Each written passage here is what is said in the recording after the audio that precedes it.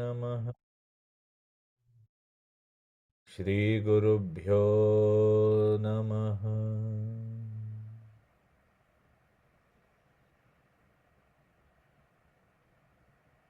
गुरुर्ब्रह्मा गुरुर्विष्णुः गुरुर्देवो महेश्वरः गुरुर्साक्षात् परब्रह्म तस्मै श्री गुरवे नमः। ॐ नमः प्रणवार्थाय शुद्धज्ञानैकमूर्तये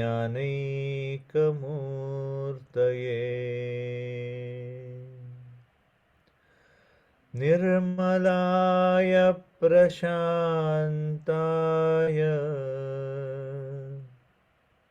दक्षिणामूर्तये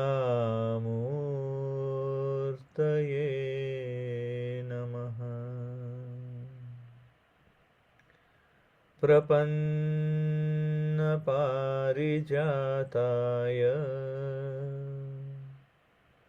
स्तोत्रवेत्रैकपाणये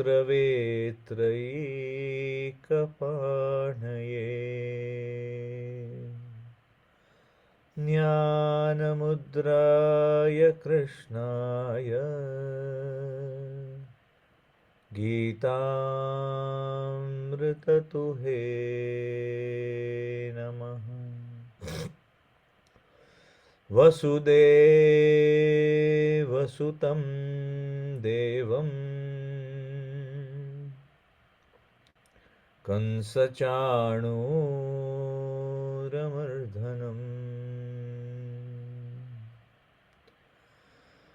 देवकी परमानन्दम्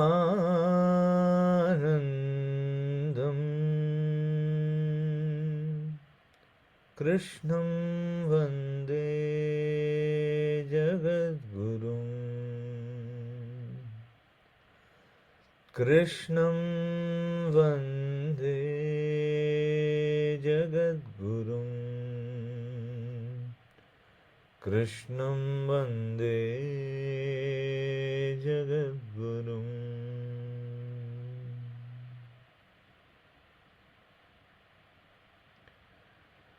जब भी परिपूर्णता का महसूस करें,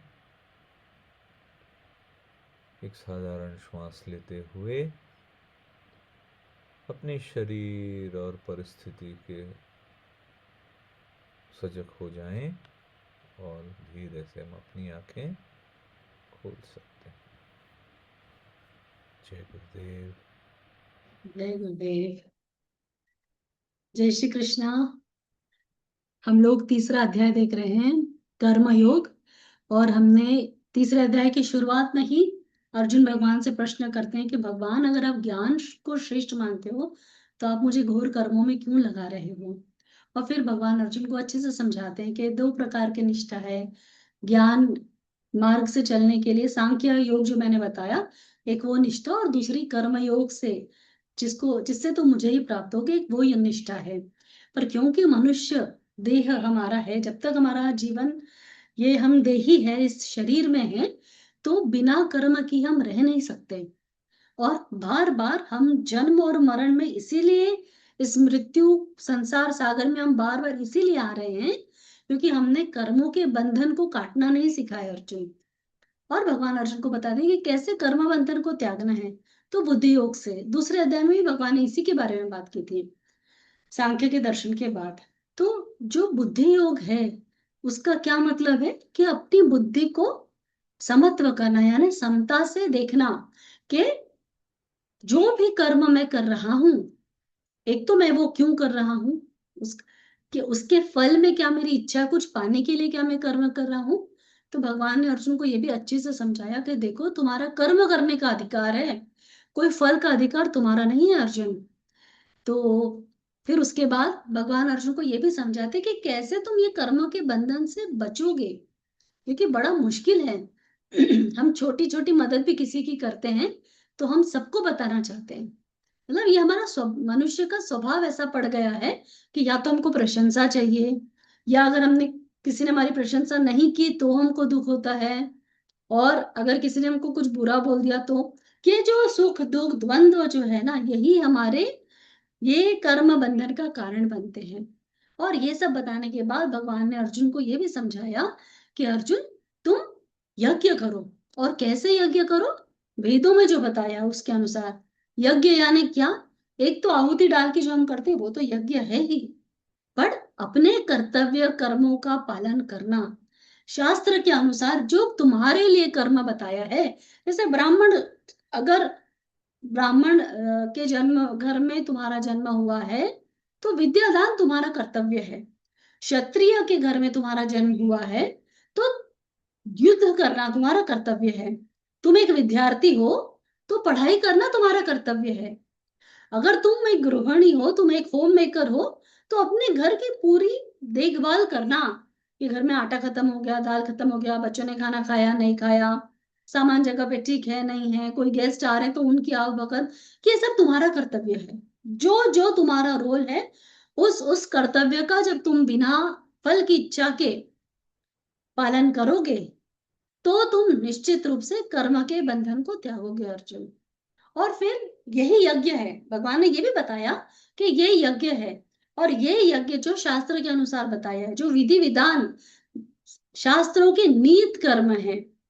और जो यज्ञ एक वो भी चीज है कि जो शास्त्रों में निषेध है कर्म, जो भी कर्म अधर्म बोला है हमारे शास्त्रों में, उस अधर्मी कर्म को, उस विहित कर्म को ना करना भी एक कर्तव्य का पालन करना हुआ, यानी वो भी हम यज्ञ ही कर रहे हैं। तो कल तक के भगवान ने अर्जुन को ये बताया था। और फिर आखिरी वाला श्लोक हमने जो 10वां नंबर का श्लोक देखा था, भगवान ने ये बताया था कि कर्म बंधन अभी का नहीं है अर्जुन, ना कर्मयोग अभी का है, ये तो सनातन है, पूर्ववाच मैंने, ये तो अनादिकाल से चला रहा है। प्रजापति ब्रह्मा भी यज्ञ करते हैं ताकि जो उन्होंने, जिस प्रजा को उन्होंने प्रकट किया है, उस प्रजा की रक्षा कर सके, उनका भरण पोषण कर सके। इसलिए जब स्वयं ब्रह्मा, प्रजापति जिसको बोला है, जब वो भी यज्ञ करके, यह उस यज्ञ के तप से, उस यज्ञ के बल से अपनी प्रजा को पुष्ट करते हैं, और ब्रह्मा अपने आगे के जो मनु हुए, जो उनके मानस पुत्र हैं, उनको भी ब्रह्मा जी ने यही ज्ञान दिया कि तुम भी यज्ञ करके जो भी तुम्हारा कर्तव्य है उससे लोगों को पुष्ट करो, उससे जन कल्याण करो। यानी कर्मों के अंदर नहीं फंसना, ना किसी फल की इच्छा करना। कल तक के हमने ये देखा था। आज हम 11वां श्लोक देखेंगे। I share the screen.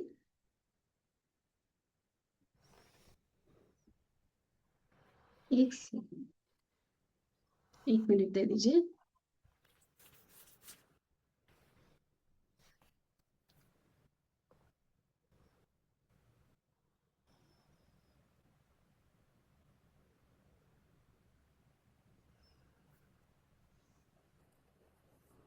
Screen visible है? ओके।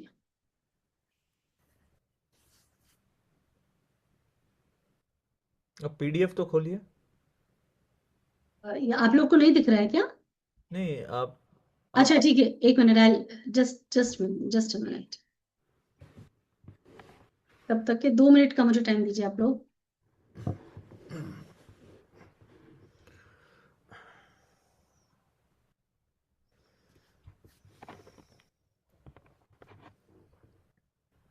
मैंने अपने कर्तव्य का भली भांति पालन नहीं किया, इसलिए स्क्रीन शेयर टाइम पर नहीं हुआ।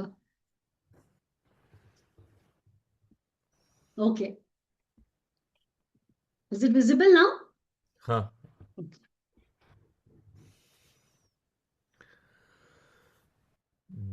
देवान् भावयतानेन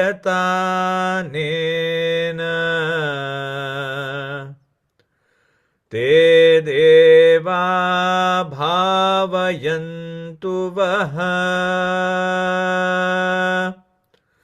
परस्परं भावयन्त श्रेयः परमवाप्स्यथ।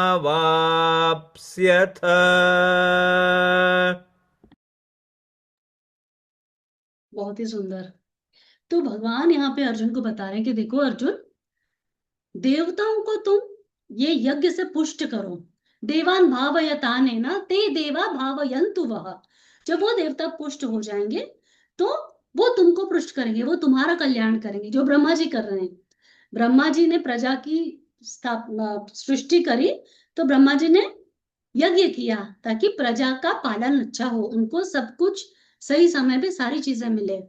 तो जब वो वैसे ही देवता भी यज्ञ करते हैं, और देवता यज्ञ करते हैं तो हम लोग जिन जिन देवताओं को हम पूजते हैं, उन उन देवताओं से हम लोगों को जो जो चाहिए वो मिलता है। आपने देखा होगा कि जब हम किसी देवता की पूजा करते हैं, आराधना करते हैं, अनुष्ठान करते हैं, तो आपने देखा होगा बहुत जल्दी से हमारी जो भी मनोकामना थी वो पूर्ण हो जाती है। तो हम क्या कर रहे हैं? हम यज्ञ ही तो कर रहे हैं। शास्त्रों के बताए अनुसार वो जप यज्ञ है, या कोई कर्मकांड वाला यज्ञ है, या ज्ञान यज्ञ है, या खाना बनाना भी एक यज्ञ। प्रसाद बनाना अपने आप में ही है। अगर आप खाना बनाने की क्रिया को सोच लो कि मैं भगवान का प्रसाद बना रहा हूं, तो वो यज्ञ हो गया। तो यहाँ भगवान ये बता रहे हैं कि ये जो देवता लोगों को तुम पृष्ठ कर रहे हो अर्जुन, वो लोग भी तुम्हारे को पृष्ठ कर रहे हैं। परस्पर भावयंत श्रेय परमवाप्स्यत। और ये एक दूसरे को जब हम यज्ञ करके, क्योंकि देवता ने हमारे लिए यज्ञ किया, तभी सही समय पर वर्षा। पहले के राजा लोग तो ऐसा ही करते थे, ऋषि मुनि भी करते थे कि यज्ञ करते थे।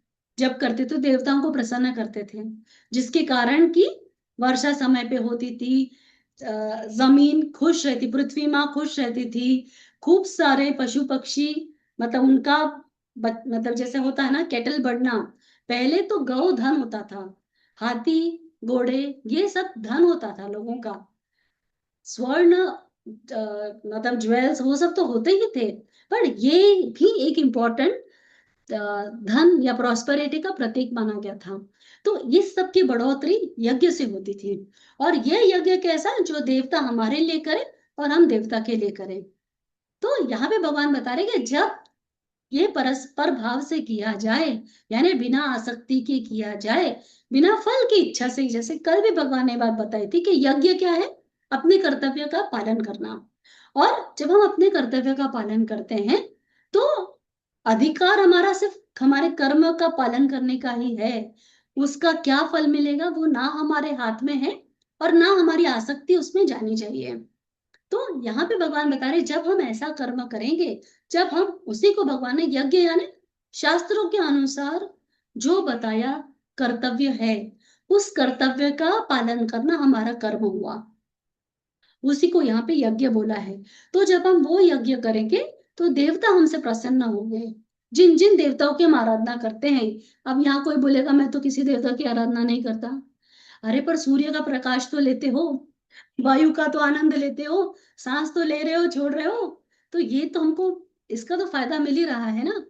तो ये हमको पोषण दे रहे हैं, तो इसीलिए हम उनके लिए कृतज्ञ हो सकते हैं। ज्यादा से ज्यादा अगर कम से कम आप कुछ कर सको, अगर आप बोलो कि नहीं मैं तो कोई मतलब मैं क्या यज्ञ कर सकता हूँ, हम कृतज्ञ हो सकते हैं, हम ग्रेटफुल हो सकते हैं। वो अपने आप में ही यज्ञ है, वो हमारे अंदर से अहंकार को कम करता है। तो यहाँ भगवान ने बोला है कैसा, जब तुम्हारी भावना पवित्र हो, कर्मों का तुमको अहंकार नहीं हो, निस्वार्थ भाव से जब एक मेघ के लिए, देवता मनुष्य के लिए, मनुष्य देवता के लिए, और सिर्फ मनुष्य और देवता की बात नहीं है, बाकी जितने जीव है, जैसे राक्षस लोग भी बहुत यज्ञ करते थे, और जब तब करते थे क्योंकि उनको कुछ कामना होती थी। हिरण्यकश्यप ने और हिरण्याक्ष ने कितनी तपस्या करी थी, और फिर भगवान को मतलब पाया था। हिरण्यकश्यप ने ही ज्यादा तपस्या की थी, हिरण्याक्ष तो पृथ्वी को उठा कर ले गया था। बट ऐसे ही कई राक्षसों ने घोर तपस्या करी, और भगवान जो उनकी मनोकामना थी पूरी करा के लिए। तो भगवान यहाँ पे बता रहे कि जब वो देवता तुम्हारे किए हुए पुण्य से पुष्ट होंगे, प्रसन्न होंगे, तो वो तुमको भी पुष्ट करेंगे। और जब वो पुष्ट करेंगे तो उसके बाद ये संसार में सबका कल्याण होगा। बेसिकली मनुष्य जीवन मिला है तो खुद का कल्याण करना और जो हमारे आसपास जो लोग हैं उनका कल्याण करना, क्योंकि केवल मात्र इस जीवन में, इस मनुष्य शरीर में ही हमारे पास वो पावर है, क्योंकि ये कर्म योनि प्रधान है मनुष्य जीवन। मात्र देवताओं के पास भी अगर उनको कर्म मतलब कुछ पाना है तो उनको पृथ्वी लोक पर आना पड़ता है, कर्म करने पड़ते हैं, जिसके कारण कि वो जो भोग भोगना चाह रहे हैं वो भोग सके। इसीलिए मनुष्य को इतना अधिकार भगवान ने दिया है और बोला भी है कि कर्म करने का तेरा का अधिकार, कर्मण्येवाधिकारस्ते, तुम्हारा अधिकार कर्म करने का है अर्जुन। और जब तुम निष्काम भाव से कर्म करोगे, कर्तव्य का पालन करोगे धर्म परायण होकर, तो निश्चित रूप से तुम श्रेय परास परम वाप्स्य, तुम परम कल्याण करोगे खुद का और दूसरों का। यहाँ पर खैर इसका अगला श्लोक भी इसी कंटिन्यूटी में है। मैं यहाँ पर एक कहा मतलब वो हमारी जो बहुत सुंदर लीला है गोवर्धन लीला, तो भगवान श्री कृष्ण का भागवत के दशम स्कंद में भी इसका उल्लेख आता है कि गिरिराज जी जिनको हम बोलते हैं ना गोवर्धन पर्वत, तो ऐसा था कि हर साल इंद्र की पूजा करते थे दिवाली के वक्त, जो हम गोवर्धन पूजा करते हैं ना, तो उस समय पे सारे गोकुलवासी नंदराय जी ये सब लोग इंद्र की खूब पूजा करते थे और इंद्र को प्रसन्न करते थे। ये यज्ञ हुआ, इंद्र को प्रसन्न करते थे। क्यों प्रसन्न करते थे? क्योंकि इंद्र खुश होंगे, बाकी देवता खुश होंगे, तो अच्छा जल, अच्छा खान पान, खाद्य पदार्थ सब कुछ उत्पन्न होगा, पृथ्वी भर भर के हमको सारे पदार्थ देगी। और इंद्र को इस बात का अभिमान हुआ, इंद्र देव है और भगवान ने यहाँ बोला है कि परस्पर भाव से करना है जन कल्याण, देवता को हमारे लिए, हमको देवताओं के लिए। तो जैसे ही इंद्र के मन में अभिमान आया, अंतर्यामी श्री कृष्ण ने वो भांप लिया और भगवान ने सोचा कि अभी इसको, इंद्र को तो सबक सिखाना या लेसन पढ़ा। भगवान श्री कृष्ण की खासियत ही ये है कि वो अपने भक्तों में अहंकार का लेश मात्र भी नहीं रहने देते हैं। तो भगवान ने क्या किया, भगवान 7 साल के थे तब, तो भगवान नंद राय जी को बोलते हैं, उनके पिताजी को बोलते हैं नंद बाबा को, कि और सब गोकुल में भगवान की बात मानते भी थे, सबसे मोहक थे। तो वो बोलते हैं कि पिताजी मुझे ऐसा लगता है कि आप लोगों ने इस वर्ष इंद्र की पूजा नहीं करना चाहिए। हम इंद्र की पूजा क्यों करते हैं? तो बोलते हैं इंद्र हमको पानी देता है, हमारी रक्षा करता है। तो बोले वो सब तो गोवर्धन भी करता है। तब तो गोवर्धन पर्वत बहुत विशाल थे, बड़े थे, 5,000 साल पहले की बात है। तो बोलते हैं गोवर्धन भी करते हैं हमारी सेवा और पूजा और हमारी रक्षा। तो बोले हाँ बात तो सही है। तो बोले फिर हम गोवर्धन की पूजा क्यों नहीं करते हैं? तो नंद बाबा फिर भगवान हट करते हैं, जिद्दी करते हैं, छोटे बालक है ना, तो बोलते हैं नहीं इस साल हम गोवर्धन की पूजा करेंगे। और देवता तो वैसे भी देवता है, वो क्यों नाराज होंगे, ऐसा भगवान बोलते हैं। और ऐसा करके सारे नंद गांव के लोग, गोकुल के लोग, उस समय के वो 4-5 जो आसपास के गांव थे, वो सारे लोग गोवर्धन की पूजा करने के लिए तैयार होते हैं। और जैसे ही इंद्र को, बिकॉज इंद्र को अहंकार हो गया था, तो इंद्र को जैसे ही पता चलता है कि ये सारे लोग गोवर्धन की पूजा कर रहे हैं और मेरी पूजा नहीं कर रहे हैं, अहंकार के वश उसने सोचा कि मैं इनको सबक सिखाता हूँ। और इसीलिए वो समांतक मेघ करके, जो कलयुग, जो प्रलय आती ना, तब वो मेघ के बादल भगवान उसको उपस्थित करते हैं ताकि सब कुछ प्रलय में डूब जाए। समंतक मेघ बहुत ही मतलब दे आर वेरी इंटेंस, और वो जो वर्षा करते हैं कोई बच नहीं सकता है, प्रलय आता है उससे। वो बादलों के द्वारा इंद्र वर्षा कराना शुरू करता है। अब गोकुलवासी डरने लगते हैं, तो वो भगवान की शरण में जाते हैं, बोलते कृष्ण नंदलाल जी के पास। सारे लोग आके बोलने लगते हैं कि अरे आपके बोले बोले हमने किया, अब इंद्र तो वर्षा कर रहा है। भगवान के पास नंद बाबा जाते हैं, तो नंद बाबा को भगवान बोलते हैं आप चिंता मत करो, गोवर्धन पर्वत ने, वो बहुत प्रसन्न हुए कि हम उनकी पूजा कर रहे हैं, तो उन्होंने मुझे कान में बोला था कि तुम छोटी उंगली से मुझे उठा लो, मैं हल्का हो जाऊंगा और तुम मुझे उठा लेना। तो सारे लोग भगवान की बात मानते हैं और सच में जब वर्षा बहुत बढ़ने लगती है, तो भगवान गिरिराज जी को अपनी लेफ्ट हैंड की छोटी उंगली के नाखून के ऊपर उठा लेते हैं, और वो तो खुद भगवान है। तो जब वो उठाते हैं तो पूरा गोकुल और उसके आसपास के जितने बरसाना और बाकी जो गांव थे, नंद गांव, वो सब गोवर्धन जी के नीचे आ जाते हैं। और वैसे करके फिर वो लकुटी वाली, सबको लगता है कि हम भी कृष्ण के साथ मदद करें, तो वो अपनी अपनी लाठी लगाते हैं और भगवान फिर सोचते हैं कि इनको मैं बताऊं कि मैं अंतर्यामी प्रभु, मेरा स्वरूप का थोड़ा सा दर्शन दूं। तो भगवान पर्वत छोड़ने लगते हैं, पर्वत नीचे गिरने लगता है। पर खैर फिर भगवान पर्वत संभालते हैं। 7 दिन तक ये वर्षा होते रहती है। पर इंद्र भगवान का क्या ही कर लेगा। इंद्र को अपनी गलती समझ में आती है, उसका अहंकार दूर होता है और वो भगवान की इस विशेष पूजा करता है। सुरभि गाय से मदद मांगता है, पृथ्वी माँ से मदद मांगता है, नारद जी से मदद मांगता है और भगवान की शरण में जाता है। उसके बाद भगवान गोवर्धन गिरिराज जी को वापस रखते हैं और इंद्र का अहंकार का दमन करते हैं। और तब से हमेशा दिवाली के दूसरे दिन जो हम करते हैं ना, अन्नकूट और गोवर्धन पूजा, वो इसीलिए होती है। तो ये कथा कहने का ये मतलब था कि भगवान यहाँ जो भगवत गीता में बोल रहे हैं ना, वो एक तो परब्रह्म से निकला वाक्य साक्षात सच है और ये भगवान ने खुद करके दिखाया था। जब भगवान यहाँ बोल रहे हैं कि परस्पर सेवा, यानी देवता मनुष्यों की, बाकी सब योनियों की सेवा करें और वो ही योनि देवताओं की सेवा करे, कैसे? यज्ञ करके। तो जब इंद्र अगर वर्षा दे रहे हैं तो गोवर्धन भी तो उतनी सेवा कर रहे हैं, सबकी रक्षा कर रहे हैं, गायों को चरने के लिए चारा दे रहे हैं।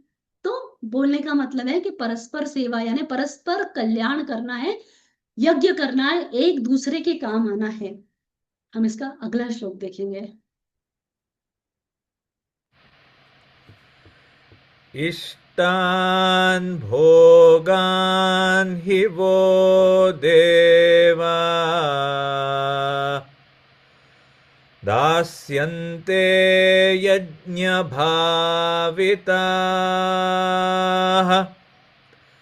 तैर्दत्तानप्रदायैभ्यो यो भुङ्क्तेस्तेन एव सः।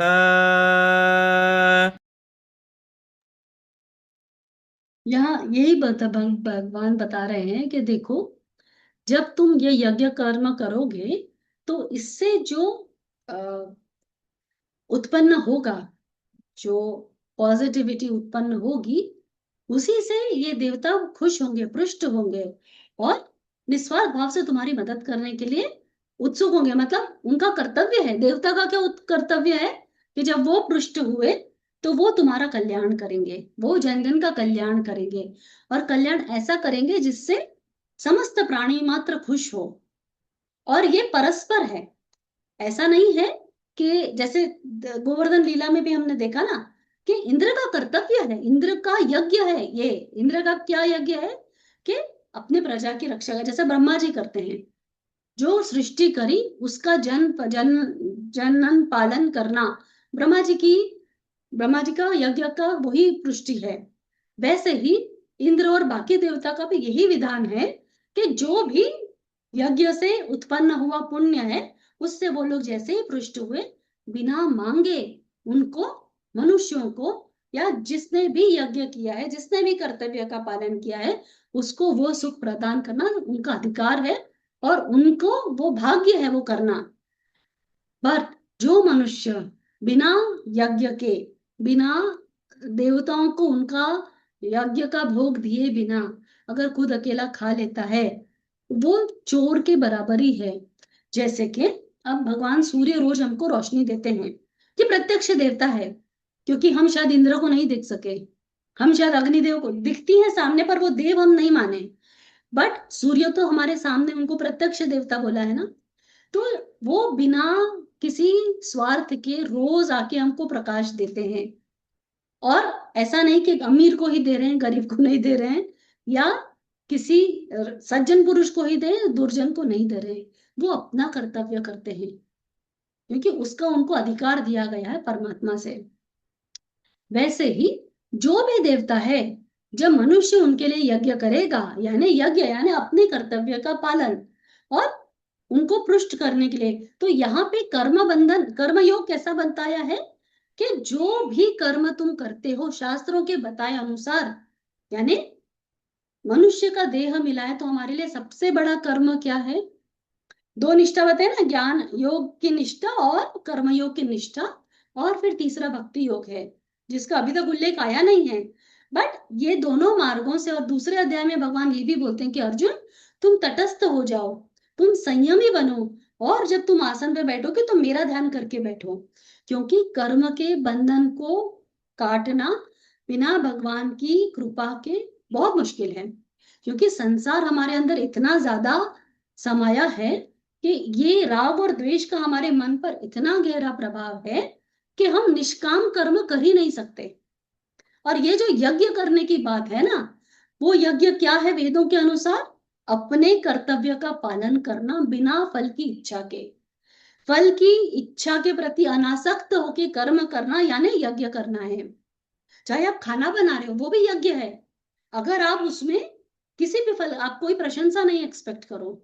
अगर किसी ने आपको डांट दिया कि आज सब्जी अच्छी नहीं बनी, तो आप कोई रिएक्शन नहीं दो, आप उसके लिए उद्वेग न, दुखी मत हो। उसके लिए जो भी मतलब एक्टिविटी हम कर रहे हैं उसको करना हमारा कर्तव्य है, क्योंकि हमारा धर्म क्या है उसके हिसाब से अपना यज्ञ समझ लो। पहले पहले बुद्धि योग से समझना है कि तुम्हारा कर्तव्य क्या है। अर्जुन को बार बार भगवान बता रहे हैं कि अर्जुन तुम्हारा कर्तव्य क्या है, शस्त्र उठाओ, युद्ध करो, तुम क्षत्रिय हो। एज ए क्षत्रिय तुम्हारा धर्म है युद्ध करना, ये धर्म का युद्ध है। वैसे ही एक मनुष्य होने के नाते हमारा जो भी रोल हमको मिला है, मनुष्य होने के नाते सबसे पहला हमारा कर्तव्य क्या है? अपने उद्धार का मार्ग ढूंढना, वो हमने सबसे लास्ट में रखा है। हम लोग मोक्ष पाना हमारे बस का नहीं ऐसे सोचते हैं, क्योंकि हम लोग बहुत ही भटक गए हैं संसार में।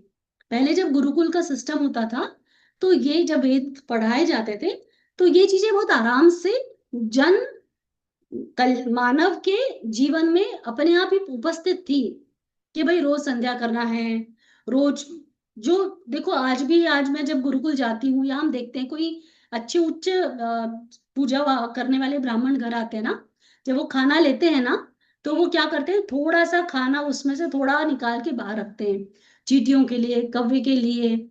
और हम आज भी हमारे अपने घरों में भी एक रोटी जो बनती है, पहली रोटी गाय की जाती है, एक रोटी कुत्ते की जाती है, थोड़े चावल हम पक्षियों को डालते हैं। तो ये परस्पर सेवा है। जो मनुष्य होने के नाते जो हमारे पास पशु पक्षी कीट, इन सब की सेवा करना हमारा कर्तव्य है। तो ये जो कर्तव्य है यज्ञ के अनुसार, वेदों के अनुसार बताया हुआ, जब हम ये करेंगे तो हम देवताओं को प्रसन्न करेंगे। जब देवता प्रसन्न होंगे तो बिना हमारे मांगे ही वो हमको जो चाहिए वो देंगे। देखो जब पहले के जमाने में जब ऋषि मुनि लोग यज्ञ करते थे, या राजा लोग यज्ञ कराते थे ऋषि मुनियों से, तो वर्षा खूब अच्छी होती थी। जब वर्षा, उसके आगे भी आएगा वो, वर्षा जब बहुत अच्छी होती थी तो अपने आप धन धान्य खलियान सब कुछ अच्छा हो जाता था। और अन्न मिलने का एकमात्र कहाँ से आता है? पृथ्वी से आता है। और इसकी कथा भी बहुत सुंदर आती है भागवत में कि ये हम लोगों ने कृषि करना कहाँ से सीखा। तो ये बहुत लंबा विषय है, किसी दिन और बात करेंगे। बट ये कृषि करने का विधान भी भागवत में इसके बारे में बहुत सुंदर से बताया कि क्यों ये पुरु या किसी राजा ने ये कृषि करना शुरू किया था। पर यहाँ पर भगवान ये बता रहे हैं कि जब हम ऐसा कर्म करते हैं, यज्ञ प्रधान होकर कर्म करते हैं, निस्वार्थ भाव से कर्म करते हैं, तो हम कर्म के बंधन को तो त्यागते ही हैं, और हम देवताओं को भी पुष्ट और प्रसन्न करते हैं। जिसके कारण, जिसके देखो यहाँ भगवान ये भी बता रहे हैं ट्रिक, कि तुमको फल की इच्छा करने की जरूरत नहीं है। तुम अपना कर्तव्य करोगे ना, अपने आप तुमको जो चाहिए वो मिलेगा। वो देवता बाध्य है तुमको वो चीज देने के लिए जो तुम चाह रहे हो। देवता बोलो, प्रकृति बोलो, या परमात्मा, तो सब में है। तो ऑफ कोर्स परमात्मा तो है ही। पर जब हम छोटे छोटे अनुष्ठान करते हैं, छोटे छोटे व्रत करते हैं, पूजा करते हैं, क्यों? क्योंकि हमको कुछ मिल जाए किसी देवता से। तो यहाँ भगवान वो बात बता रहे कि उस भाव से जब आप करोगे, निस्वार्थ भाव से, अनासक्त भाव से, और जब तुम अच्छा कर्म, अपना जो बताया कर्म करोगे, निसंदेह अर्जुन देवता प्रसन्न होकर तुमको तृप्त करेंगे। हम इसका अगला श्लोक देखेंगे। यज्ञशिष्टाशिनः सन्तो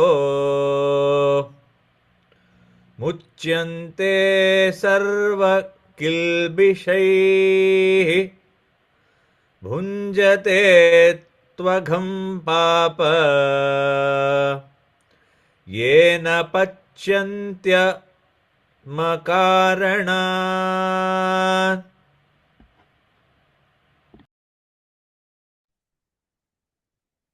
अब यहाँ भगवान बता रहे हैं इस यज्ञ से उत्पन्न जो अन्न है, यहाँ पे अन्न भी बोला गया है और ये फल भी आप मान लो, मतलब जो एंड रिजल्ट है किसी यज्ञ का, बिना कामना के जो तुम कर रहे हो वो, यहाँ बिल्कुल नहीं बोला है कि फल या उसका मतलब, यहाँ बहुत हम ना स्लिप हो जाते हैं कि भगवत गीता में तो बोला था ऐसा। यहाँ भगवान से वो यज्ञ के बारे में बात करें, उन कर्तव्यों के बारे में बात करें जो तुम्हारी ड्यूटी है।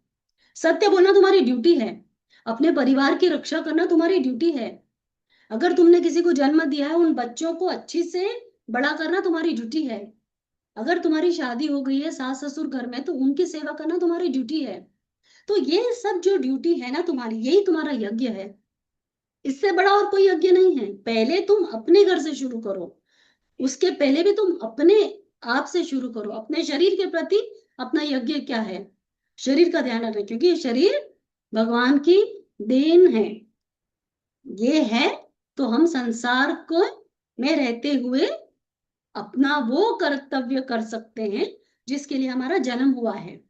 तो यहाँ भगवान जो बता रहे हैं कि ऐसा जो यज्ञ से बचा हुआ खाना है, जो यज्ञ के बाद में जो मिलता है उसका जो ग्रहण करता है वो संत हुआ।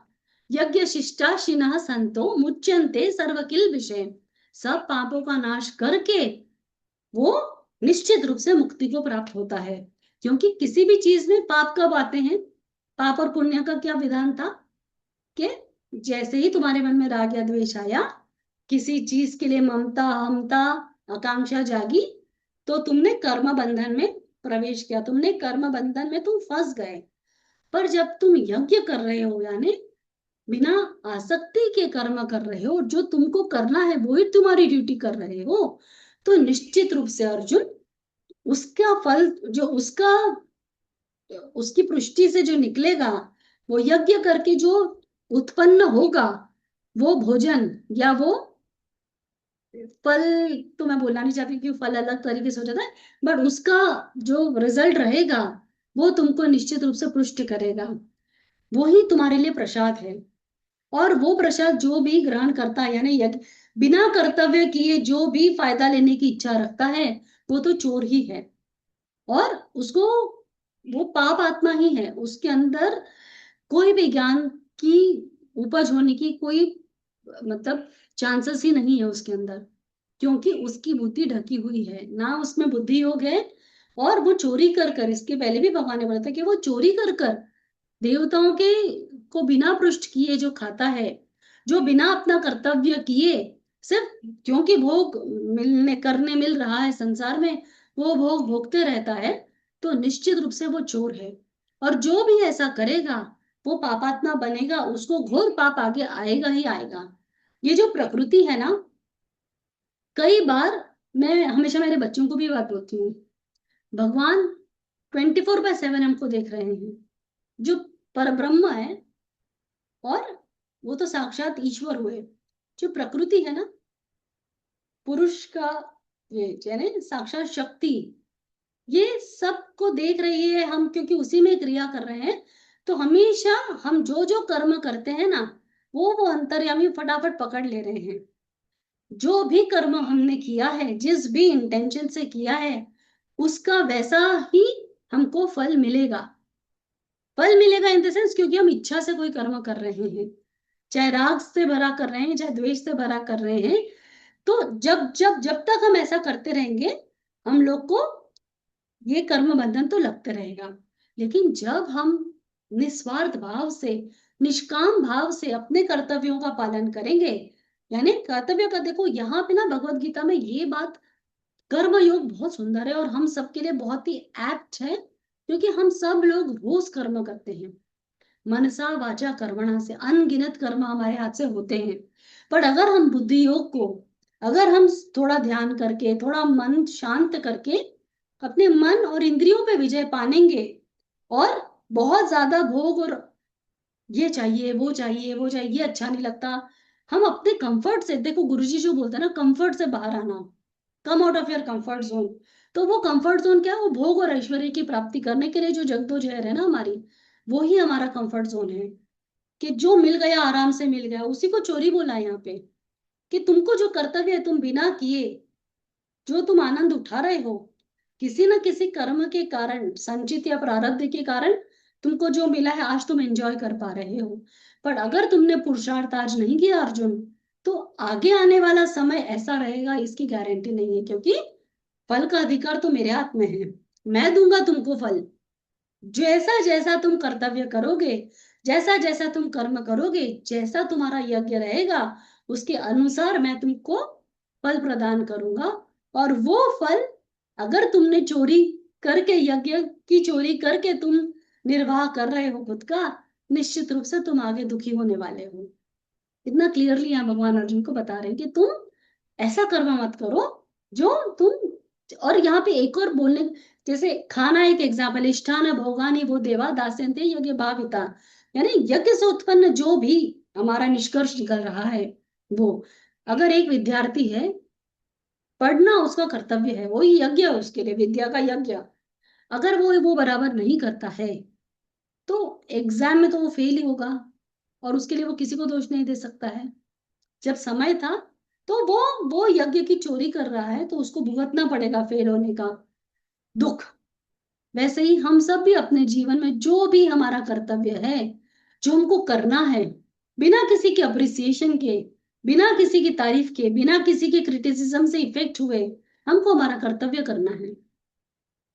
अगर हम डॉक्टर हैं, तो हम ये नहीं बोल सकते अरे मेरे पास 15 पेशेंट आए थे। अगर आपका 2 आवर्स का वो विजिटिंग टाइम आपने दिया है लोगों को, तो आपके पास जितने पेशेंट आएंगे वो तो आपका करना, वो कर्तव्य है ही। बट अगर आपने देखा कि 2 पेशेंट और आ गए और उनको बहुत जरूरत है, तो आपका धर्म आपको बोलेगा कि उनको अटेंड करो, चाहे आपको किसी के बर्थडे पार्टी में जाना होगा। बट यही हमारा यज्ञ है। और शास्त्र में, वेदों में उसको बहुत सुंदर से बताया है, किसका क्या कर्तव्य है। हम इसका अगला श्लोक देखेंगे।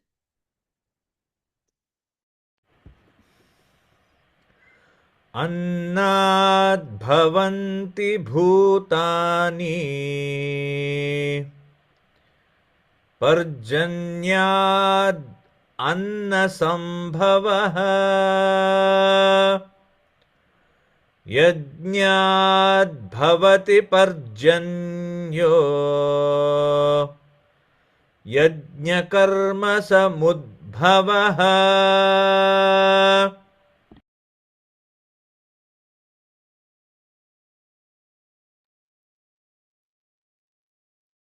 अब यहाँ भगवान बता रहे हैं, अन्न से, अन्न की उत्पत्ति कहाँ से होती है? जल से। और हम सारे प्राणी मात्र, हम कैसे पुष्ट होते हैं? अगर हम खाना नहीं खाएंगे तो हम जी पाएंगे क्या? नहीं जी पाएंगे। हम 5 दिन, 10 दिन, 12 दिन, 15 दिन का भले ही हम उपवास रख ले, कई लोग हैं, अब वो चैलेंज करेंगे, हम तो जानते हैं जो लोग महीना महीना भर उपवास रखते हैं, उपवास रखते हैं, पर क्या वो उतने स्वस्थ हैं? तो कहने का तात्पर्य यहाँ पे ये है कि ये जो हमारा शरीर है ना, इसका निर्वाह अन्न से होता है। और सारे भूतों में ये अन्न जरूरी है, आवश्यक है। चाहे मैमल्स हो जो डायरेक्टली जन्म देते हो, चाहे पेड़ पौधे हो, आपने देखा होगा पेड़ों में भी फोटोसिंथेसिस होता है, तभी पेड़ बढ़ सकता है। उसको जो खाद्य चाहिए वो देने से ही पेड़ की वृद्धि होगी, नहीं तो सूख जाएगा, मर जाएगा। वैसे ही पशु पक्षी कीट पतंगे, सबको पोषण चाहिए, सबको अन्न चाहिए, जो उनका डिजायर डिजायर डेजिग्नेटेड डिजायर्ड, जो उनको सुटेबल है, वो भोजन, वो खाना, वो पदार्थ जिससे उनकी पुष्टि हो, वो, उसको हम अन्न बोलेंगे। और वो भूतों के लिए अति आवश्यक है, क्योंकि बिना अन्न के हम निर्वाह नहीं कर सकते, हम लोग मर जाएंगे। तो अन्नात् भवन्ति भूतानि पर्जन्यादन्न संभव। और अन्न कहाँ से आता है? जल से। जल कहाँ से आता है? वर्षा से। पर्जन्यादन्न संभव, तो ये वर्षा कारण है हमको जल मिले, और इस जल के कारण ही अन्न उत्पन्न होता है। और यज्ञात् भवति पर्जन्यो, और ये वर्षा कैसे हो रही है? जब हम यज्ञ करते हैं। पता है ना इसके ऊपर वाले श्लोक में भी कि जब हम यज्ञ करते हैं हम देवताओं को तृप्त करते हैं, उस तृप्ति के कारण देवता हम पर कृपा करते हैं और जल की वर्षा होती है, वरुण देव प्रसन्न होते हैं और बारिश होती है। और जब बारिश होती है तो सारे जलाशय भर जाते हैं। और जैसे बिना पानी के तो देखो कुछ भी उपज नहीं सकता, पीने के लिए भी हमको पानी चाहिए, और किसी भी चीज को बढ़ने के लिए हमको पानी, मिट्टी बनने के लिए भी पानी चाहिए। तो हमारे पृथ्वी के अलावा जितने भी सौर मंडल में प्लैनेट्स हैं, गैलेक्सी में या स्टार्स हैं, आप देखो वहां पे कोई लाइफ नहीं है, जीवन नहीं है।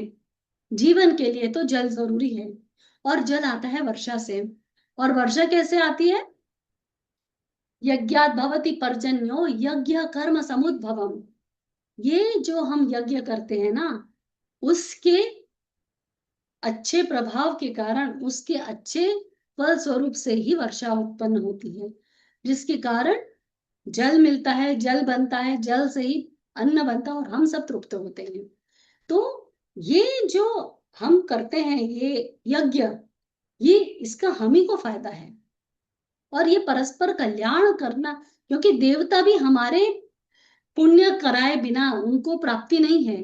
जैसे मनुष्य को 5 तरीके के यज्ञ बताए गए हैं। ऋषि यज्ञ, हम पितरों के लिए भी यज्ञ करते हैं। और मनुष्य का जैसे हमारे वेदों में उल्लेख आया है इन बातों का कि हमारा कर्तव्य है, कुछ हमारे बंधन है, ऋण बोलते हैं उनको, हम ऋण बोलते हैं उसको, कि डेप्ट, हमको वो यज्ञ करना आवश्यक है। तो पहले के जमाने में तो जब हम प्रार्थना करने बैठते थे तो जो हमारे सप्त ऋषि हैं, हम उनका ध्यान करते थे, उनको थैंकफुल होते थे, क्योंकि जितना ज्ञान हम लोग सुन रहे हैं, समझ रहे हैं, ये भगवत गीता हमको मिल पाती थी क्या? क्योंकि हम 5000 साल पहले तो नहीं थे। तो ये भगवत गीता वेद व्यास जी की कृपा से हमको मिली है। वेद व्यास जी ने भी लिख के उसकी रचना कर दी, पर किसी ना किसी ने उसको डाउनलोड करके हम लोग को दिया, जैसे आदि शंकराचार्य हुए, कितने सारे सुंदर श्लोक उन्होंने ही हमको वापस दिए। क्योंकि हम तो पूरे, हमारे पास कहाँ पूरे वेद है, और हमारे वेदों में इतनी शाखाएं हैं, इतनी शाखाएं हैं कि उसकी गिनती भी नहीं, और कितनी तो लुप्त हो गई है। तो यहाँ कहने का मतलब ये है कि ये जो अन्न उत्पन्न होता है उससे हमारी आत्मा आत्मा तृप्त होती है। अब ये अन्न यानी क्या है? सिर्फ डायरेक्ट अन्न को अन्न ही नहीं देखा जाए, जो कुछ भी हमारे को पोषण दे रहा है, जो कुछ, जैसे ज्ञान भी उस तरीके का अन्न। जब हम ज्ञान यज्ञ करते हैं तो क्या निष्कर्ष निकलता है?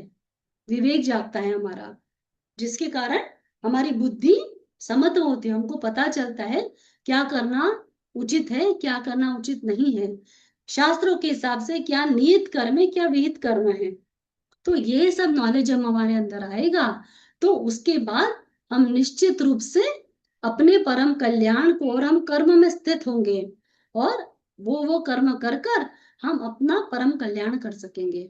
और हम, जो हमारा उद्देश्य है इस मनुष्य जीवन में आने का उद्देश्य यही है, क्योंकि देवता लोग भी यज्ञ वैसे नहीं कर सकते, वो सिर्फ हमारे को, उनको जो कमाए हुए पुण्य है उसके बेसिस पे वो लोग ऐसा कहते हैं कि देवता, राक्षस और बाकी गंधर्व वगैरह भोग योनियों में है। यानी वो जो भी उन्होंने कर्म किए थे उसके अनुसार उनको जो भी फल मिला, जो भी भोग उन्होंने कमाया, जो भी उन्होंने फल कमाया, उसके कारण उनको पर्टिकुलर लोक मिले 14 लोगों में से।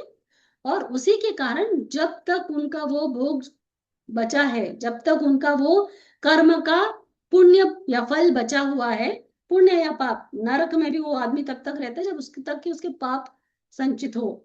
पर जैसे ही वो खत्म होगा उनको वापस पृथ्वी लोक पर आना पड़ेगा। इसके बारे में भी भगवान ने भगवत गीता के 8वें अध्याय वगैरह में बताया है कि क्यों देवता लोग भी वापस आ जाते हैं। यानी और 15वें अध्याय में भी हमने देखा था कि केवल मात्र वो लोग वापस नहीं आते जो परम धाम को चले गए, जो मेरे धाम पहुंच गए अर्जुन। तो भगवान का धाम कहाँ है? मूल प्रकृति, जो सबसे ऊपर है, संसार वृक्ष में उल्टा है ना संसार का वृक्ष, उसमें जो सबसे ऊपर है, जहाँ सूरज का तेज, चंद्रमा का तेज, अग्नि का तेज भी नहीं पहुंच सकते, पर वो ही सबको प्रकाशमान करते हैं। और यहाँ पर भी ये जो यहाँ बताया ना, यज्ञ शिष्टाशिना संतो, इसके पहले वाले श्लोक में, कि यज्ञ से जो बचा हुआ पुण्य है, यज्ञ कहाँ से मिला? यज्ञ का ज्ञान हमको, कर्तव्य कर्मों का ज्ञान वेद से। और वेद कहाँ से आए? साक्षात भगवान का स्वरूप है वेद। तो वेदों में जो भी बताया है, वेद में भगवत प्राप्ति का मार्ग भी बताया है। तो वेद में केवल सकाम कर्म करने का ही नहीं, बल्कि निष्काम कर्म करने का भी पूरा पूरा मार्ग बताया है। वही यज्ञ है, वही कर्तव्य है तुम्हारा, क्योंकि तुम्हारा हाईएस्ट जो गोल है वो परमात्मा की प्राप्ति है। और इसका अगला श्लोक देखेंगे हम।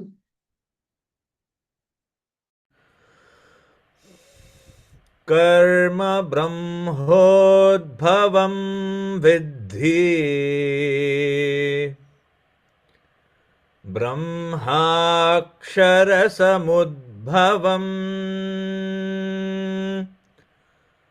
तस्मात् सर्वगतं ब्रह्म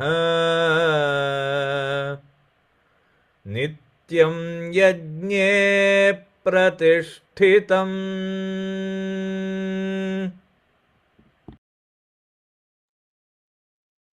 बहुत ही सुंदर। अब देखो वही बात भगवान यहाँ पे बोल रहे हैं कि ये जो भी कर्म है ना, ब्रह्मोद्भवम विधि ब्रह्माक्षर समुद्भवम तस्मात् सर्वगतम ब्रह्म नित्यम यज्ञ प्रतिष्ठितम। यानी ये जो भी हमने कर्म समुदाय से हम जो कर्म करते हैं, उसके फल से तो निश्चित रूप से ऐसा कहा है कि देवता तृप्त होते हैं। लेकिन ये कहाँ से प्रकट हो रहे हैं? ये कर्म कहाँ से आ रहे हैं? ब्रह्माक्षर समुद्भवम। और ब्रह्माक्षर समुद्र, ब्रह्म कहाँ से है? ब्रह्म का ज्ञान हमको कहाँ से मिलता है? वेदों से मिलता है। तो वेद से जो हमको ज्ञान मिल रहा है वो साक्षात, क्योंकि वेद की उत्पत्ति भगवान स्वयं नारायण, आदि नारायण से हुई है, यानी परमात्मा से हुई है। तो निश्चित रूप से ऐसा कभी भी नहीं है। यही अब भगवान यहाँ पे सांख्य का ज्ञान भी यही जोड़ रहे हैं कि कुछ भी करके, यानी हम जो भी कर्म करते हैं वेदों के अनुसार भगवत प्राप्ति के लिए, क्योंकि वो वेद में जो कुछ भी आया साक्षात भगवान के थ्रू ही आया है। यानी उस परब्रह्म ब्रह्माक्षर, हम उसी के लिए कर्तव्य करें और उसी में, और वो हर क्षण उस कर्तव्य का, उसका अनुभव कर रहा है। तस्मात् सर्वगतम ब्रह्म नित्यम यज्ञ प्रतिष्ठितम। इसीलिए ऐसा कभी भी नहीं होगा। यानी बोलते हैं ना साक्षी गोपाल, ये जो ब्रह्म है ना वो साक्षी है हर कर्तव्य का, हर कर्म का, हर यज्ञ का जो तुम कर रहे हो, क्योंकि तुम किसी भी समय इनसे नहीं बच सकते। जो हमने जैसे आत्मा के लक्षण भी देखे थे ना, आत्मा के सर्वव्यापी है, अनंत है, अविनाशी है, और अंश है परमात्मा का। तो जो आत्मा के अंदर गुण है वो साक्षात परमात्मा के अंदर है, जिससे वेद उत्पन्न हुए हैं। तो अगर वेदों में कुछ चीज की बात बताई है और जिसके कारण वेद हमको बता के कर्म में तृप्त करते हैं, कर्मों में युक्त करते हैं, कर्म योग प्रदान करते हैं, और वो यज्ञ का विधान जब उसमें बताया गया है, तो यहाँ पर वो यज्ञ जब हम करते हैं तो हम किसको तृप्त कर रहे हैं? डायरेक्टली इनडायरेक्टली हम उस परमात्मा को तृप्त कर रहे हैं। वेदों के बताए अनुसार जो कर्तव्य हम करते हैं, भले वो सकाम कर्म हो, इनिशियली हमको सकाम कर्म लग रहा है, और अगर सकाम कर्म भी है, पर जब तुम वो सारे कर्म, ये ज्ञान को जान लोगे कि ये बताने वाला विधान भी उन्हीं का है, यानी वो परमात्मा के ही मार्गदर्शन से ये वेदों की उत्पत्ति हुई है, और इसमें जो भी बताया पहले वो कर्तव्य करना है ना। यहाँ पे क्योंकि अर्जुन बोल रहा है ना भगवान को कि आप मुझे क्यों घोर कर्म में लगा रहे हो केशव, अगर ज्ञान श्रेष्ठ है तो मेरे को क्यों आपको कर्म करने लगा रहे हो? तो भगवान यहाँ बता रहे कि तुम जो भी कर्म करो, युद्ध करना, ये युद्ध यज्ञ से, युद्ध रूपी यज्ञ से तुम मुझे तृप्त करोगे, यानी महाकाल को, क्योंकि लोगों को मारोगे, अधर्म का नाश करोगे तो क्या होगा? पुष्टि होगी ना धर्म की। तो यहाँ पे भगवान वही बता रहे हैं कि ये जो वेदों में बताए हुए यज्ञ है, जब तुम उसका पालन करते हो तो पहले भले तुम देवता के लिए कर रहे हो, पर वो देवता किसका अंश है? मेरा ही अंश है, क्योंकि सब कुछ भगवान से उत्पन्न हुआ है, सब कुछ ब्रह्म से उत्पन्न हुआ है। इसीलिए हर समय जब तुम अपने कर्तव्य के प्रति सचेत होकर, अवेयरनेस के साथ, अपनी अज्ञानता को रोककर, इंद्रियों का, मन का दमन करके, तितिक्षा से जब तुम अपने कर्तव्य का पालन करते हो, तो ये बात जान लो, भले ही देवता देखने में देरी कर दे, और जो परमात्मा अंदर बैठा है वो कभी देर नहीं करेगा। और उस यज्ञ से तुम उस परमात्मा को भी तृप्त कर रहे हो, और उसी के कारण जन कल्याण हो रहा है। तो ये जो भी कर्म यहाँ पे बताए हैं ना करने के लिए, ये कर्मों का, ये जो यज्ञ बताए, यज्ञ और कर्म यहाँ पे एक ही है। यज्ञ को सिर्फ इसीलिए यज्ञ बोला है क्योंकि वो कर्म जो तुम कर्तव्य पालन के लिए कर रहे हो, उसी को यज्ञ का नाम दिया है, भगवान उसी को यज्ञ बोल रहे हैं यहाँ पे। तो वो जो कर्तव्य पालन तुम कर रहे हो ना अर्जुन, उससे जो जो फल मिलेगा, उससे जो जो पुष्टि होगी, जिस जिस के लिए तुम्हारा जो रोल है, वो जब तुम करोगे तो निसंदेह तुम मुझे ही तृप्त करोगे, और जब मैं तृप्त होऊंगा तो मैं तुम्हारा ही कल्याण करूंगा। यानी हमारे कल्याण का, अर्जुन ने भगवान से 7वें श्लोक में पूछा था ना कि मेरे कल्याण का मार्ग बताओ प्रभु, मैं आपकी शरण में हूँ। मैं धर्म से मोहित हुआ, धर्म के पथ पर मोहित हुआ, अज्ञानता ने, मूढ़ता ने, कायरता ने मुझे घेर लिया है, और मुझे कुछ समझ में नहीं आ रहा है। तो आप मेरे, तो 2-3 कंडीशन डालता है, पहले बोलता है आप मेरे कल्याण की बात बताओ एज ए फ्रेंड, फिर बोलता है मैं आपको गुरु की तरह पूछता हूँ, आप मेरे शिष्य थे हम, फिर बोलता है शादी माम तो हम प्रपन्नम, मैं आपकी शरण में हूँ।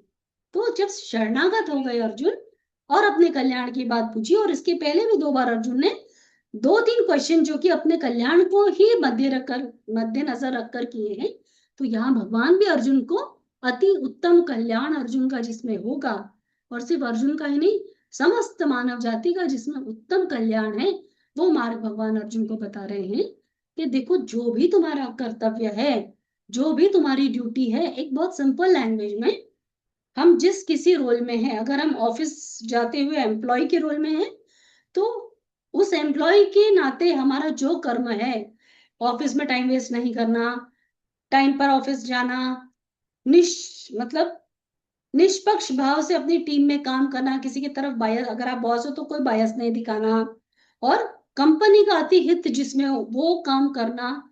जब हम ये सब करते हैं ना, तो वो हम हमारे यज्ञ कर्म का पालन करते हैं एक एम्प्लॉय होने के नाते। वैसे ही एक विद्यार्थी, अगर उसका कर्तव्य, उसका यज्ञ ही है विद्या का ग्रहण करना, ये उसका यज्ञ है, उसका कर्तव्य है। तो जब वो विद्यार्थी पढ़ने के समय पे टीवी देख रहा है, मोबाइल से खेल रहा है, बातें कर रहा है दोस्तों के साथ, या टीवी देख रहा है, बैक टू बैक रील्स देख रहा है, तो वो अपना कर्तव्य कर रहा है क्या? नहीं। तो जब वो अपना कर्तव्य नहीं करेगा, तो निश्चित रूप से ना वो खुद को तृप्त कर सकेगा, ना ऑब्वियसली अब यहाँ पे उसके माता पिता ये वो करके फाइनली वो बातें देवता तक आती, क्योंकि हर कर्म जो भी तुम कर रहे हो, अंदर अगर प्रसन्नता नहीं है, जैसे कल भगवान ने, परसों हमने देखा था, अगर तुम्हारे मन में अशांति नहीं है अर्जुन, तो तुम कुछ भी कर लो, कैसे भी कर्म तुम करो, कितना भी सुख भोग लो, पर तुम अशांत ही रहोगे। और ये सब जो तुम्हारा कर्तव्य यहाँ बताया है ना भगवत गीता में, ये तुम्हारे जिस जिस रोल में तुम हो, उस रोल के लिए एकदम परफेक्टली सेट होता है ये। तो सबसे पहले बुद्धि योग से, अवेयरनेस से हमको ये जानना है हमारा क्या कर्तव्य है। और आप भले ही एक घर में एक हाउसवाइफ हो, एक आप किसी ऑफिस में कोई एम्प्लॉय हो, हस्बैंड और वाइफ अपने अपने रोल में हो, या किसी कोई बच्चा हो, या माता हो, या पिता हो, या किसी की पुत्री हो, पुत्र हो, तो आपकी जो ड्यूटी है, आपका जो कर्तव्य है, जब आप वो करोगे, तो जिनके लिए आप वो निस्वार्थ भाव से कर्म कर रहे हो, तो इससे देखो हमारे माँ बाप जब हम छोटे रहते हैं वो कुछ मांगते हैं क्या हमसे? हमको चलना भी वो सिखाते हैं, बोलना भी वो सिखाते हैं, उंगली पकड़ के हमारे को सारे कर्म वो कराते हैं। क्या वो हमारे से कुछ मांगते हैं? इसीलिए माता पिता पूजनीय है, गुरु इसीलिए पूजनीय है। और जब हम इनकी सेवा करते हैं, तो बोलने का मतलब भगवान यहाँ पे मूल बात क्या है, हमारे लिए तो ब्रह्म यही है, क्योंकि इनके अंदर जो ब्रह्म है, जब वो तृप्त होगा, जब वो खुश होंगे, तो हमारा कल्याण निश्चित रूप से होगा। तो अपने माता पिता, अपने गुरुजनों को, और जो मित्र तुम्हारे को टाइम दे रहा है, बिना अपने सुख का फायदा सोचे, अपने टाइम का मैनेजमेंट देखे बिना, जो तुम्हारा कल्याण करने के लिए तुम्हारे साथ खड़ा है, मित्र भी कैसा ढूंढो, कृष्ण जैसा, जिसने अर्जुन का पहला पूरा विषाद सुना, कोई प्रोत्साहन नहीं दिया। उसके बाद जब अर्जुन ने पूछा कि मुझे गाइड करो, मेरे को एडवाइस दो, भगवान ने बिल्कुल नहीं बोला कि तुम सही सोच रहे हो अर्जुन। उसको जो सही था वो बोला कि तुम कायरता भरी बातें कर रहे हो, और तुम्हारा जो कर्तव्य है उसकी याद दिलाई। तो वैसा फ्रेंड बनना, जब हर रिलेशन में जब हम कर्तव्य को प्रदान कर लेंगे और सोच के देखेंगे। हम लोग क्या है ना, हमने सोचना ही बंद कर दिया। सोचना से भी ज्यादा, सोचना विचारों को कनेक्ट करता है, नहीं, विवेक से सोचना। जब हमारी बुद्धि शांत हो जाएगी, समत्व बुद्धि होगी। समत्व बुद्धि कैसे होगी? कर्मों के फलों का त्याग करने से। जो बहुत सारा कंफर्ट है उसके ऊपर जब हम आएंगे, अपने इंद्रियों को कंट्रोल करेंगे, अपने मन को कंट्रोल करेंगे, तो अपने आप हमारी बुद्धि शांत होगी और व्यवसायत्मिका बुद्धि होगी, यानी एक तत्व अभ्यास करने वाली बुद्धि। आजकल देखो हम इतने रील्स देखते ना, हमारा अटेंशन स्पैन ही नहीं है।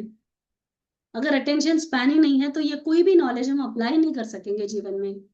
क्योंकि 1 मिनट के लिए आप कुछ बहुविचारी बुद्धि बोला था ना भगवान ने, बहुमति की तेरी बुद्धि जब स्थिर हो जाएगी अर्जुन, तब तुम स्थित प्रज्ञ बनोगे। ये सब कुछ बहुत रेलेवेंट है और हम सबके लिए है ये ज्ञान। तो जैसे जैसे हम ये ज्ञान को अपने जीवन में उतारने लगेंगे, और ये जब हम सुन रहे हैं तो अर्जुन बन के सुनो।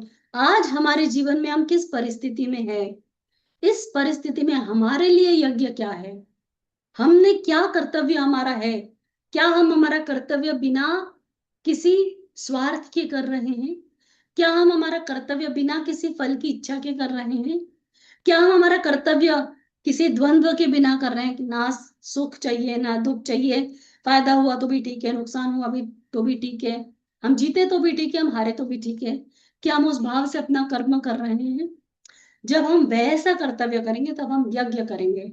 और जब भी हम यज्ञ करेंगे तो देवताओं को तो हम तृप्त करेंगे, अपने आसपास के लोगों को हम तृप्त करेंगे। जब हम ये सब को तृप्त करेंगे तो ऑटोमेटिकली जो साक्षात परब्रह्म परमात्मा है, जिसका अस्तित्व हमेशा रहा है, जो सत्य है, चित्त आनंद है, जिसका कभी अभाव नहीं होता है, बस हम देख नहीं पाते हैं क्योंकि हम अपने उतने हमने खुद की बुद्धि को उतना जागरूक नहीं किया है, अपने मन को इतना काबू में नहीं किया है कि हम साक्षात तत्व का दर्शन कर सके, परमात्मा का दर्शन कर सके। इसीलिए पर जो भी यज्ञ कर्म हम निष्काम भाव से करेंगे, अपना कर्तव्य जानकर और धर्म परायण होकर करेंगे, निश्चित रूप से हम ब्रह्म को ही तृप्त करेंगे। क्योंकि अल्टीमेटली जो कुछ भी यज्ञ है वो वेद के बताए अनुसार है, और वेद साक्षात ब्रह्म है, साक्षात परमात्मा है। तो हम कुछ भी करें या ना करें, परमात्मा उसका डायरेक्ट, उसका जो भी रिजल्ट होता है वो परमात्मा के ही हाथ में है, वो परमात्मा ही देख रहा है। और यज्ञ करेंगे, जो उसका भोग होगा, उसकी पुष्टि का प्रसाद होगा, उससे हम परमात्मा को ही खुश करके अपना कल्याण करा के लेंगे। आज हम यही विश्राम देंगे, और अब मैं स्क्रीन शेयर स्टॉप कर देती हूँ, और हम लोग मिलेंगे अब कल। आई होप आप लोग को समझ में आ रहा है, और बहुत ज्यादा ड्राई तो नहीं हो गया। मैंने अपनी बुद्धि से, भगवान ने जितना ज्ञान दिया और जितना मेरा अंडरस्टैंडिंग था, मैं बहुत कोशिश कर रही हूँ कि अच्छी से वो नॉलेज हम सबको उसका फायदा हो। इसी के साथ थैंक यू सो मच। जय श्री कृष्णा। हम लोग कल मिलेंगे। बाय।